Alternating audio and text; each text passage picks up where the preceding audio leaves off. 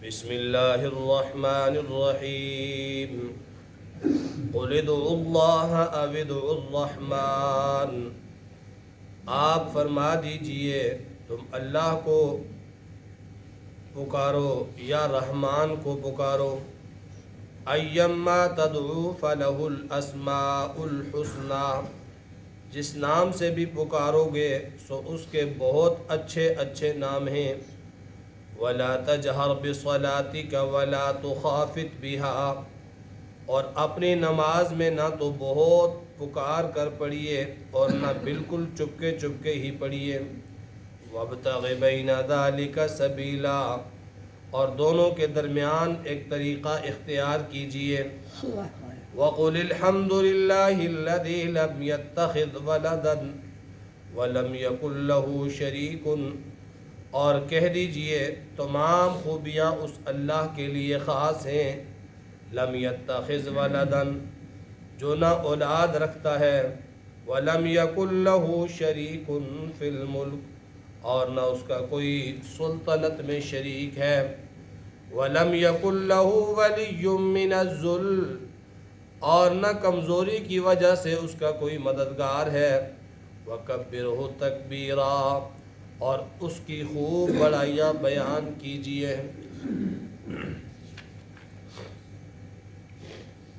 سورہ بنی اسرائیل کی آیت نمبر 110 اور 111، یعنی اس سورت مبارکہ کی آخری دو آیات ہیں۔ اللہ تعالیٰ نے اس سورت کے اختتام پر بھی عقیدہ توحید کو وضاحت اور بداحت کے ساتھ بیان فرمایا۔ جس طرح اس سورت کا آغاز ہوا تھا اللہ کی توحید سے کہ سبحان الذی اسریٰ بعبدہ، وہ ذات پاک ہے جس نے راتوں رات اپنے بندے کو سیر کروائی، اور آخری آیات میں بھی اللہ تعالیٰ نے عقیدہ توحید بیان کیا، فرمایا قل ادعوا اللہ او ادعوا الرحمن،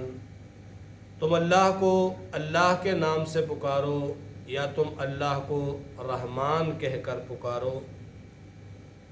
جس نام سے بھی پکارو تو فلہ الاسماء الحسنی، اس اللہ کے بہت اچھے اچھے نام ہیں۔ اصل میں یہ مشرکین مکہ کے ایک جاہلانہ اعتراض کا جواب ہے، اور اعتراض ان کو یہ تھا کہ محمد ہمیں تو ایک اللہ کو پکارنے کا حکم دیتا ہے کہ ایک اللہ کو پکارو، اور خود کبھی یا اللہ کہتے ہیں اور کبھی یا رحمان کہتے ہیں۔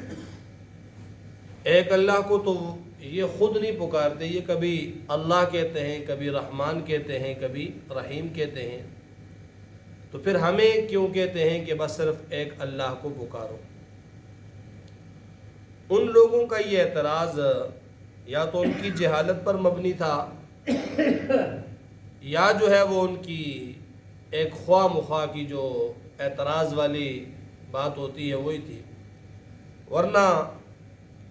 اللہ اور رحمان انہیں بھی معلوم ہوگا، سب کو معلوم ہے کہ جو ذات اللہ ہے وہی ذات الرحمن ہے۔ اور اللہ تعالیٰ نے مشرکین کے اس اعتراض کے جواب میں فرمایا قل ادعوا اللہ او ادعوا الرحمن، تم اللہ کو اللہ کہہ کر پکارو یا اللہ کو رحمان کہہ کر پکارو، فلہ الاسماء الحسنی،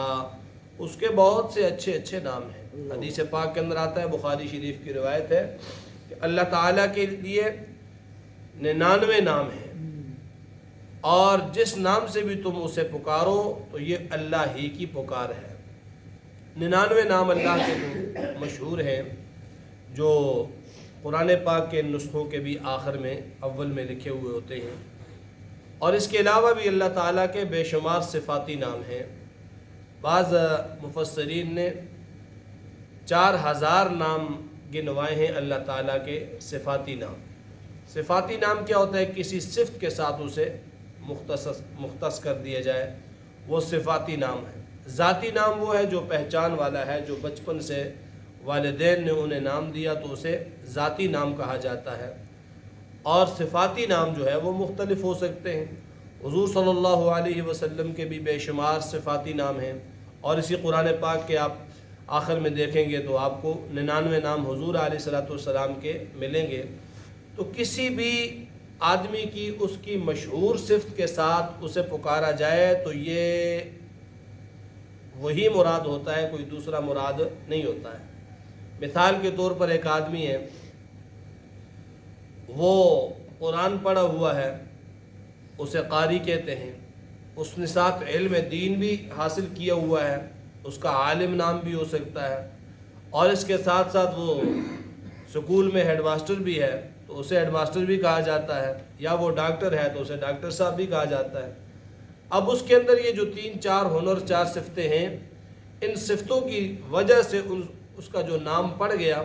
تو اس سے یہ مطلب نہیں ہوتا کہ یہ الگ شخص ہے، یہ الگ شخص ہے، یہ الگ شخص ہے، بلکہ یہ ساری صفات کا حامل ہی ایک شخص ہے، اور کبھی اس کی ایک ہی صفت کے ساتھ اسے پکارا جاتا ہے۔ تو اللہ کے 99 نام ہیں، فرمایا ایما تدعو، جس نام کے ساتھ بھی تم پکارو تو فلہ الاسماء الحسنی، اسی کے لیے ہیں اچھے اچھے نام۔ ولا تجہر بصلاتک ولا تخافت بها وابتغ بین ذلک سبیلا، اپنی نماز میں نہ تو بہت اونچی آواز سے پڑھیے اور نہ بالکل ہی پست آواز سے پڑھیے، وابتغ بین ذلک سبیلا، بہت اونچے اور بالکل پست کے درمیان والا راستہ اپنائیے۔ جس وقت یہ آیت مبارکہ نازل ہوئی تو اس وقت حالات اور ماحول ایسے تھے، چونکہ یہ مکی زندگی میں مکی صورت ہے، تو نماز بھی ان کافروں سے بسا اوقات چھپ کر پڑھنی پڑتی تھی۔ مسجد حرام میں علی الاعلان نماز نہیں پڑھ سکتے تھے، دار ارقم میں تھے حضور صلی اللہ علیہ وسلم وہاں، اور اسی طرح مشرکین سے ان کی ایذا سے بچنے کے لیے چھپ کر نماز پڑھی جاتی، اور کبھی بلند آواز سے قرات فرمائی جاتی تو آواز باہر آتی تو مشرکین کے 2 رد عمل ہوتے تھے۔ ایک رد عمل تو یہ ہوتا تھا کہ وہ ایذا پہنچانے کے لیے، تکلیف دینے کے لیے پہنچ جاتے تھے کہ یہ نماز پڑھ رہا ہے، اندر جاؤ، اور دوسرا رد عمل ان کا یہ ہوتا تھا کہ وہ جب قرات سنتے تھے اونچی آواز سے تو پھر اس کا مذاق اڑاتے تھے اور اس کا قرات کا حلیہ بگاڑ دیتے اور بس اوقات گالیاں دینا شروع کر دیتے۔ تو اللہ تعالیٰ نے فرمایا پیارے حبیب، آپ جب نماز پڑھنے لگے، قرآن پاک کی قرات کرنے لگے، تو ان کافروں کی ایذا سے بچنے کے لیے ولا تجہر بصلاتک، نماز میں بہت اونچی آواز سے نہ پڑھیے کہ یہ آپ کی آواز سن کر یا تو آپ کو اذیت دینے کی کوشش کرتے ہیں، اور یا آپ کو جو ہے وہ تنگ کرنے کے لیے قرآن پاک کی جو آیات آپ پڑھتے ہیں ان کا مذاق اڑاتے ہیں، اس لیے بلند آواز سے، بہت بلند آواز سے نہ پڑھیے، اور ولا تخافت بها، اتنا ہلکا اور اتنا پست آواز سے بھی نہ پڑھیے کہ آپ کے پیچھے کھڑے ہو کر نماز پڑھنے والوں تک بھی آواز نہ پہنچے۔ وابتغ بین ذلک سبیلا، اور دونوں کے درمیانی طریقہ اختیار کیجیے۔ اسی طرح ایک اور روایت ہے، جناب نبی اکرم صلی اللہ علیہ وسلم باہر نکلے، حضرت صدیق اکبر رضی اللہ تعالی عنہ نماز پڑھ رہے تھے تو بالکل آہستہ قرات کر رہے تھے، اور پھر آگے گئے تو حضرت عمر رضی اللہ تعالیٰ عنہ پڑھ رہے تھے تو وہ اونچی آواز سے قرات کر رہے تھے۔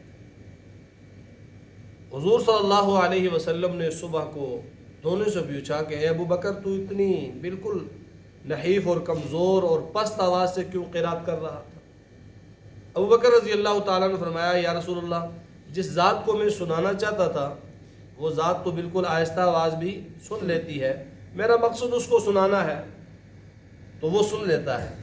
پھر حضرت عمر رضی اللہ تعالیٰ عنہ سے پوچھا کہ آپ جو ہے وہ اتنی بلند آواز سے کیوں قرات کر رہے تھے؟ تو حضرت عمر نے فرمایا کہ 2 وجہ سے، ایک یہ کہ وہ تہجد کی نماز تھی، ایک یہ کہ جو سوئے ہوئے لوگ ہیں وہ میری آواز سن کر جاگ جائیں اور نماز پڑھیں، اور دوسرا یہ کہ میں شیطان کو بھگانے کے لیے، قرآن اونچی آواز سے پڑھا جائے تو شیطان بھاگ جاتا ہے، اس لیے میں اونچی آواز سے پڑھ رہا تھا۔ اور یہاں آپ کے ذہن میں یہ خیال آئے گا کہ ہم تو اگر الگ نماز پڑھیں تو بالکل آہستہ پڑھتے ہیں، قرات اونچی آواز سے نہیں کرتے، تو یہ کہ ابو بکر بھی اتنی قرات کر رہے تھے کہ حضور نے سن لی، اور عمر اس سے بھی اونچی آواز سے کر رہے تھے۔ تو بات یہ ہے، مسئلہ یہ ہے کہ اگر آپ نفل نماز پڑھتے ہیں، آپ تہجد پڑھتے ہیں، آپ اکیلے ہیں، آپ تنہائی میں پڑھتے ہیں، تو آپ اپنے ان نوافل میں تہجد میں اونچی آواز سے بھی قرات کریں تو کوئی حرج نہیں ہے۔ حرج تب ہوتی ہے کہ یہ مثال کے طور پر مسجد میں ہم یہاں 20-30 بندے ہیں، تو یہاں ہر آدمی نفل پڑھنے شروع کر دے تو اپنی اپنی قرات اونچی آواز سے پڑھے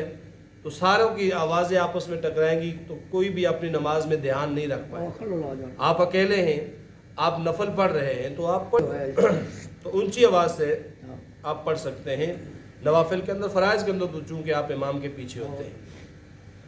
تو فرمایا وَابْتَغِ بَيْنَ ذَلِكَ سَبِيلًا، آپ درمیانی طریقہ اختیار کر لیجیے۔ وَقُلِ الْحَمْدُ لِلَّهِ الَّذِي لَمْ يَتَّخِذْ وَلَدًا وَلَمْ يَكُنْ لَهُ شَرِيكٌ فِي الْمُلْكِ وَلَمْ يَكُنْ لَهُ وَلِيٌّ مِّنَ الذُّلِّ وَكَبِّرْهُ تَكْبِيرًا۔ فرمایا آپ اعلان کر دیجئے، آپ کہہ دیجئے تمام تعریفیں، تمام خوبیاں، تمام صفات اس اللہ کے لیے ہیں، الذی لم یتخذ ولدا، جس کی کوئی اولاد نہیں، جس نے اولاد نہیں بنائی، جس کے نہ بیٹے ہیں نہ بیٹیاں ہیں۔ تو یہ رد ہو گیا ان مشرکوں پر جو اللہ کے ساتھ اوروں کو شریک ٹھہراتے ہیں۔ عیسائیوں نے عیسیٰ علیہ السلام کو اللہ کا بیٹا بنا دیا، یہودیوں نے عزیر علیہ السلام کو اللہ کا بیٹا بنایا، مشرکین مکہ فرشتوں کو اللہ کی بیٹیاں کہتے ہیں۔ تو فرمایا تمام تعریفیں اس اللہ کے لیے، لم یتخذ ولدا، جس کی کوئی اولاد نہیں، لم یلد ولم یولد، نہ وہ کسی کی اولاد نہ اس کی کوئی اولاد۔ اور فرمایا اس کے بعد دوسرا اعلان کیا کیجئے، وَلَمْ يَكُنْ لَهُ شَرِيكٌ فِي الْمُلْكِ، اللہ کی سلطنت میں، اللہ کی بادشاہت میں، اللہ کی خلافت میں، اللہ کی حکومت میں کوئی شریک نہیں ہے۔ وَلَمْ يَكُنْ لَهُ وَلِيٌّ مِّنَ الذُّلِّ، اور نہ ہی کوئی مددگار ہے اللہ کا، من الذل، کمزوری کی وجہ سے۔ تین چیزیں بیان کی، نہ اللہ کی کوئی اولاد، نہ اللہ کا کوئی شریک، اور نہ اللہ کو کسی کی حمایت کی ضرورت ہے، نہ اللہ کمزور۔ اولاد جو ہے وہ والدین کی کمزوری ہوتی ہے، اور کم سے کم یہ ہے کہ نسل کے بقا کے لیے اولاد ہونا ضروری ہے کہ میری نسل چلتی رہے، اور اللہ پر فنا ہے ہی نہیں ہے، اللہ پر بقا ہی بقا ہے، تو اللہ کو اولاد کی ضرورت نہیں ہے۔ بعض لوگ کہتے ہیں کہ یہ اللہ کے ساتھ جو شریک ہیں ان کے بارے میں وہ یہ عقیدہ یا یہ ذہن رکھتے ہیں کہ کوئی بھی کام چلایا جائے تو اس میں بہت سارے لوگ مل کر چلاتے ہیں، بادشاہ تو ایک ہی ہے، اللہ تو ایک ہی ہے، بادشاہ تو ایک ہی ہے، لیکن آگے اس کے وزیر، مشیر، کارندے وہ سارے کام سنبھالتے ہیں۔ تو اسی پر اللہ کو قیاس کر کے کہتے ہیں کہ اللہ تو ایک ہی ہے، وحدہ لا شریک ہی ہے، لیکن اللہ کو چونکہ سلطنت کے امور چلانے کے لیے ضرورت ہے، تو اس لیے یہ جو نبی ہیں یا ولی ہیں یا بزرگ ہیں وہ اللہ تعالیٰ کے آگے جو ہے معاذ اللہ سٹاف اور عملہ ہے۔ تو اللہ نے فرمایا وَلَمْ يَكُنْ لَهُ شَرِيكٌ فِي الْمُلْكِ، کوئی شریک نہیں اللہ کی سلطنت میں۔ وَلَمْ يَكُنْ لَهُ وَلِيٌّ مِّنَ الذُّلِّ، کمزوری کی وجہ سے اس کا کوئی مددگار نہیں، کیونکہ اللہ پر کمزوری آیا ہی نہیں ہے تو مددگار ہی نہیں۔ تو پھر آپ کیا کیجئے، وَكَبِّرْهُ تَكْبِيرًا، بس اس کی بڑائیاں بیان کرتے رہو، اس کی بڑائی بیان